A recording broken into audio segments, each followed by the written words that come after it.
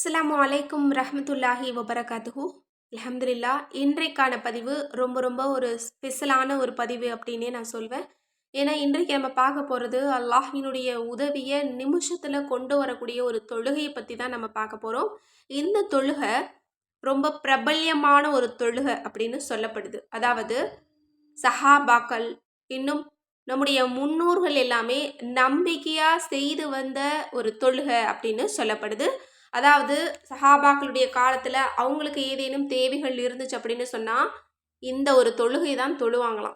உடனே அவங்களுக்கு அது கபூல் ஆகும் அப்படின்னு நிறைய புக்ஸில் சொல்லப்படுது.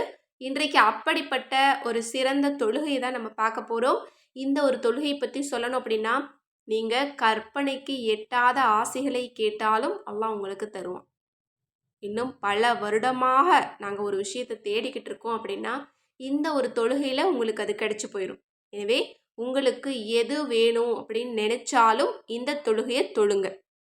சுருக்கமாக சொல்லணும் அப்படின்னா உங்களுடைய ஹாஜத்துக்கள் நிறைவேறவாக இருந்தாலும் சரி, பணம் சார்ந்த பிரச்சனையாக இருந்தாலும் சரி, மனம் சார்ந்த பிரச்சனையாக இருந்தாலும் சரி, நோயாக இருந்தாலும் சரி, அல்லது வாழ்க்கை பிரச்சனையாக இருந்தாலும் சரி, எதற்காக நீங்கள் நியத்து வச்சு ஓதனாலும் அல்லாஹ் உங்களுடைய துவாவை அப்படியே கபூலாக்கி தருவான். அது மட்டுமல்ல, அவசர தேவை அப்படின்னா இன்ஷா அல்லாஹ் இந்த ஒரு அமலை மட்டும் நீங்கள் செஞ்சு பாருங்கள். அதற்கு பிறகு உங்களுக்கு எது தேவையாக இருந்தாலும் நீங்கள் இதை தான் நீங்கள் முதல்ல கையில் எடுத்து செய்வீங்க. எனக்கு தெரிஞ்ச ஒரு சகோதரி இருந்தாங்க. அவங்களுடைய தாயார் சொன்ன அமல் தான் இந்த அமல். ஆனால் இதை பற்றி நம்ம ஆராய்ச்சி பண்ணி பார்க்கும்போது இது ரொம்ப பலமான ஒரு அமலாக இருந்திருக்கு.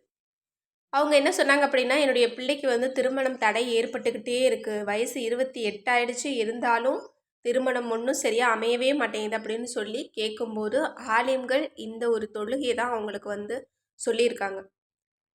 கரெக்டாக ஆன தன்னைக்கு ஒரு நல்ல ஒரு குடும்பத்திலேருந்து இவங்க பிள்ளைய பெண் பார்க்க வந்திருக்காங்க. வந்துட்டு போயாச்சு. நாங்கள் நல்லபடியாக சொல்லி அனுப்புகிறோம்னு சொல்லிட்டு போயிட்டாங்க. இவங்க இந்த தொழுகையை தொழுது முடிக்கிறாங்க. சுபஹானல்லாஹ். வெறும் 4 மணி நேரம் தான் ஆச்சு. அதற்கு பின்ன நல்ல ஒரு தகவல் அவங்களுக்கு கிடச்சிருக்கு. அல்ஹம்துலில்லாஹ். உங்களுடைய பிள்ளைய எங்களுக்கு பிடிச்சிருக்கு. இந்த திருமணத்தை நல்ல முறையில் நம்ம நடத்துவோம் அப்படிங்கிற மாதிரி பேசியிருக்காங்க. சுபஹானல்லாஹ். அவ்வளோ ஒரு சிறந்த ஒரு தொழுகையாக இருக்குது இந்த தொழுகை.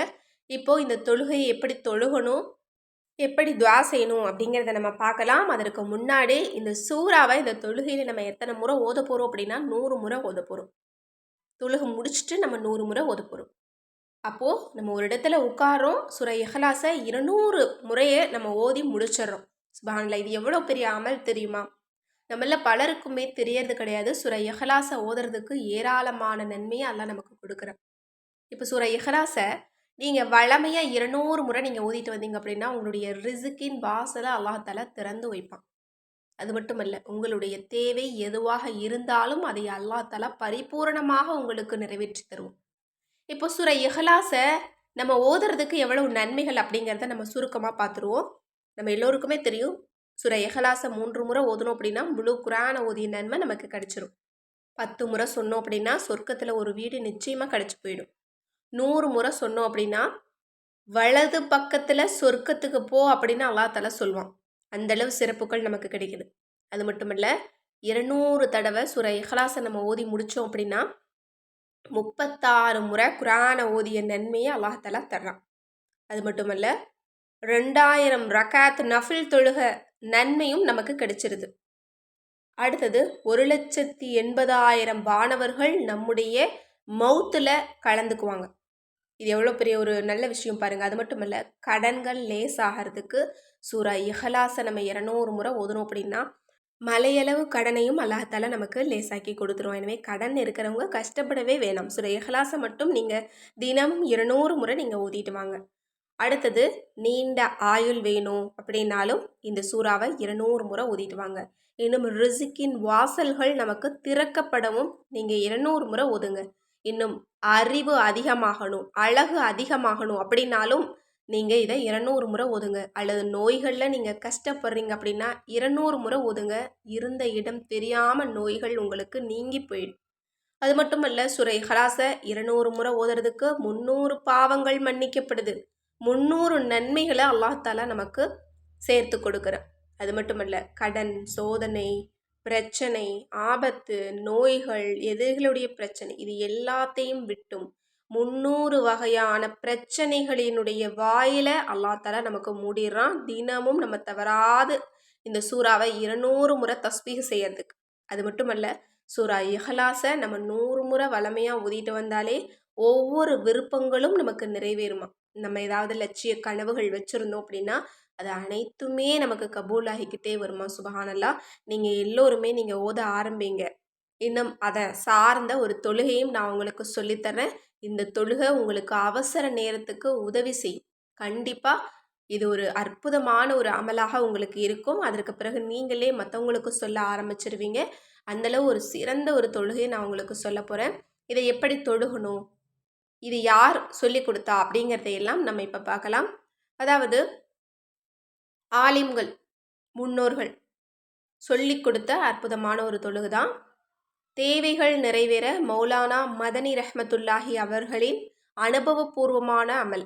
மௌலானா முஹம்மது யூனுஸ் சாஹிப் தாமத் பரக்காத்துஹு அவர்கள் கூறுகிறார்கள், நான் ஒரு நாள் என் துணைவியருடன் தேவ்பந்த் சென்றிருந்தேன். அங்கு ஹஜ்ரத் ஷைக் ஹுசைன் அஹ்மத் மதனி ரஹ்மத்துல்லாஹி அலைஹி அவர்களின் துணைவியாரிடம் என்னுடைய துணைவி ஏதாவது உபதேசம் செய்யுமாறு வேண்டிக் கொண்டதற்கு ஹஜ்ரத் மதனி ரஹ்மத்துல்லாஹி அலைஹி அவர்களின் துணைவியார் அவர்கள் கூறியதாவது, சலாத்துல் ஹாஜத் என்று நியத்து செய்து 2 ரக்காத் தொழ வேண்டும். முதல் ரக்காத்தில் அல்ஹம்து சூரா ஓதிய பின் சூரா இஹ்லாஸ் 50 தடவை ஓதவும், 2வது ரக்காத்திலும் இதே போன்று ஓதவும். தொழுகை முடிந்த பின் அல்லாஹ்விடம் தங்களின் தேவைகள் நிறைவேற துஆ செய்யவும்.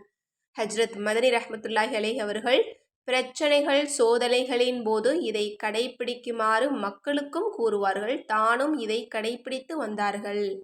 குறிப்பு: மேற்கூறப்பட்ட அமல் ஹதீஸ்களில் கூறப்படாவிட்டாலும் ஒரு இறை நேசரின் அமல் பல நபர்கள் அனுபவித்து பலன் கண்ட அமலாகும். ஆகையால் தாங்களும் பிரச்சனைகளில் சிக்கியிருந்தால் இந்த அமலை கொண்டு அல்லாஹ் தஆலா தங்களின் பிரச்சனைகளை நீக்கிவிடுவான். எனவே இந்த ஒரு தொழுகை எப்படி தொழுகணும் அப்படின்னா, ஹாஜத் நஃபில் 2 ரக்காத் அப்படின்னு தக்பீர் கட்டிட்டு சூரா ஃபாத்திஹாவுக்கு பின்னாடி சூரா இஹ்லாஸ 50 முறை, 2 ரக்காத்தில் நம்ம 100 முறை ஓதி முடிச்சுக்கணும். அதற்கு பிறகு நீங்கள் இந்த தொழுகையை முடிச்சுட்டு 100 தடவை சூரா இஹ்லாஸ ஓதணும். அதற்கு முன்பாக நீங்கள் சொல்லுங்கள், அல்லாஹ்வே, இந்த சூறாவின் பரக்கத் கொண்டு என்னுடைய இந்த காரியத்தை எனக்கு நிறைவேற்றி கொடியா அல்லாஹ் அப்படின்னு சொல்லி நீங்கள் துஆ செஞ்சுட்டு இந்த சூறாவை 100 முறை நீங்கள் தஸ்பீஹ் செய்யுங்க. ஏன்னா இந்த சூறாவுக்கு உள்ள இஸ்முல் ஆலம் இருக்கு அப்படின்னு ரசூல்லா நமக்கு சொல்லியிருக்காங்க. அதனால் இதை கொண்டு யார் எதை கேட்டாலும் இதன் பரக்கத்தின் காரணமாக அல்லாஹ் நமக்கு கொடுத்துருவான். எனவே உங்களுடைய ஹாஜத்துக்கள் நிறைவேறவாக இருந்தாலும் சரி, உங்களுடைய வாழ்க்கை வளமாக இருக்கணும் அப்படின்னாலும் சரி, உங்களுக்கு செல்வத்தில் எந்த பிரச்சனையும் இருக்கக்கூடாதுன்னாலும் சரி, அல்லது நிறைய நன்மைகளை சம்பாதிக்கணும், சொர்க்கத்தில் உயர்ந்த மாளிகையில் நீங்கள் இருக்கணும் அப்படின்னாலும் இந்த சூறாவை நீங்கள் 200 முறை நீங்கள் ஓதிட்டு வாங்க. இந்த ஒரு அமலை நம்ம 100 முறை தொழுகையில் ஓதிடுறோம், 100 முறை நம்ம தஸ்பீஹும் செய்கிறோம். அதனால் இத்தனை சிறப்புகளும் நமக்கு கிடைக்கும். எனவே இன்ஷா அல்லாஹ் உங்களுக்கு எது வேணுமோ இந்த அமலை தொடங்கிக்கோங்க. இந்த அமல் நீங்கள் ஒரு முறை செஞ்சீங்க அப்படின்னா போதுமானது. அல்லது உங்களுடைய ஹாஜத் பெருசாக இருந்துச்சு அப்படின்னா நீங்கள் ஒரு 7 நாள் அல்லது 9 நாள் அல்லது 40 நாள் இந்த மாதிரி நீங்கள் நியத்து வச்சு கூட நீங்கள் தினமும் ஏதாவது ஒரு நேரத்தில் இந்த தொழுகையை நீங்கள் தொழுதுட்டு இந்த சூறாவை நீங்கள் 100 முறை ஓதிக்கலாம். எனவே இந்த ஒரு அமல் உங்கள் எல்லோருக்குமே யூஸ்ஃபுல்லாக இருந்துச்சுன்னு நினச்சிங்கன்னா கட்டாயம் ஷேர் பண்ணுங்கள். மேலும் நம்ம சேனலை சப்ஸ்கிரைப் பண்ணாமல் பார்த்துட்டு இருந்தீங்கன்னா இப்போவே சப்ஸ்கிரைப் பண்ணி லைக் பண்ணிக்கோங்க. அஸ்ஸலாமு அலைக்கும் ரஹ்மத்துல்லாஹி வபரகாத்துஹு.